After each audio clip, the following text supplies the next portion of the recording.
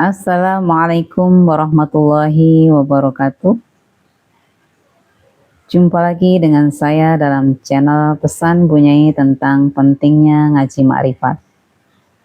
Adapun tema kali ini yaitu melanjutkan tema sebelumnya, yaitu terkait syirik. Syirik khafi dan jalan penyaksian yang hakiki. Ternyata syirik itu bukan hanya sujud kepada berhala, tetapi bisa menyelinap di dalam hati, bahkan dalam ibadah yang tampak paling suci. Rasulullah SAW bersabda bahwa sesungguhnya yang paling aku khawatirkan atas umatku adalah syirik kecil. Para sahabat bertanya, apa itu syirik kecil? Ya Rasulullah, beliau menjawab, yaitu riya, beramal untuk dilihat manusia. Hadis riwayat Ahmad. Riya itu bentuk syirik khafi, syirik yang tersembunyi. Ibadahnya tampak menuju Allah, tetapi hatinya masih tertaut pada manusia. Ingin dilihat manusia atau ingin dipuji oleh manusia. Riya itu berbentuk syirik khafi, syirik yang tersembunyi. Ibadahnya tampak menuju Allah, tetapi hatinya masih tertaut pada makhluk, pada pujian, pada gengsi, pada rasa merasa. Dalam tasawuf qadim, ini disebut syirik kesadaran, yaitu ketika seseorang masih melihat selain Allah di dalam amalnya. Contohnya, ia sholat, tapi yang ia rasakan bukan kehadiran Allah, melainkan dirinya sedang beribadah. Ia berzikir, tetapi yang diingat bukan Allah, melainkan rasa dirinya sedang berzikir. Itulah mengapa dalam maqam tauhid tidak ada yang berzikir kecuali Allah sendiri yang berzikir.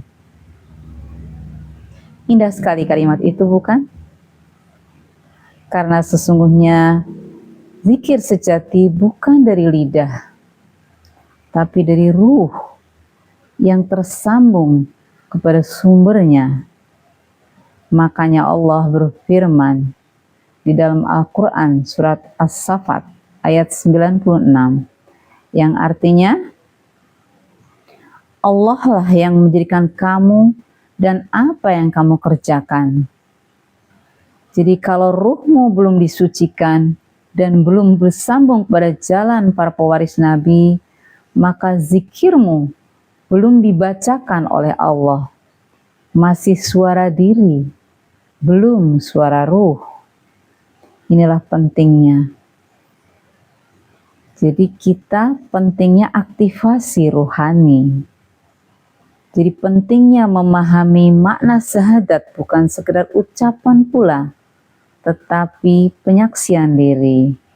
Asyhadu alla ilaha illallah. Artinya aku menyaksikan bahwa tiada Tuhan selain Allah. Bukan hanya aku mengucapkan saja. Bagaimana bisa menyaksikan kalau tabir hati belum disingkap? Kalau belum ada guru yang menuntun ruh menuju cahaya penyaksian itu. Ya, dalam tarikat-tarikat qadim, seorang murid diajari bagaimana mengalirkan kesadaran dari jasad menuju rohani. Dibimbing agar pandangannya tidak lagi terhenti pada dunia semata, tetapi sampai pada Robnya. Tanpa bimbingan ini, ibadahnya hanya berhenti di kulit saja, di zahir saja, belum sampai pada inti ibadah yaitu ruhani. Karena yang menyaksikan Allah adalah ruh yang disucikan, bukan akal, bukan pikiran, bukan melalui panca indera kita. Disampaikan oleh Sufi bahwa barang siapa mengenal dirinya, maka dia mengenal Tuhannya. Kalimat ini bukan teori filsafat, tapi peta perjalanan rohani. Mengenal diri artinya mengenal siapa yang sedang beribadah dalam dirimu. Jasadmu atau ruhmu? Kalau jasad, maka engkau hanya beragama di dunia saja. Tetapi kalau ruh, maka engkau sedang beragama di hadapan Allah SWT. Itulah sebabnya kita perlu guru mursyid atau guru pembimbing rohani, agar jalan penyaksian itu dibimbing dengan benar.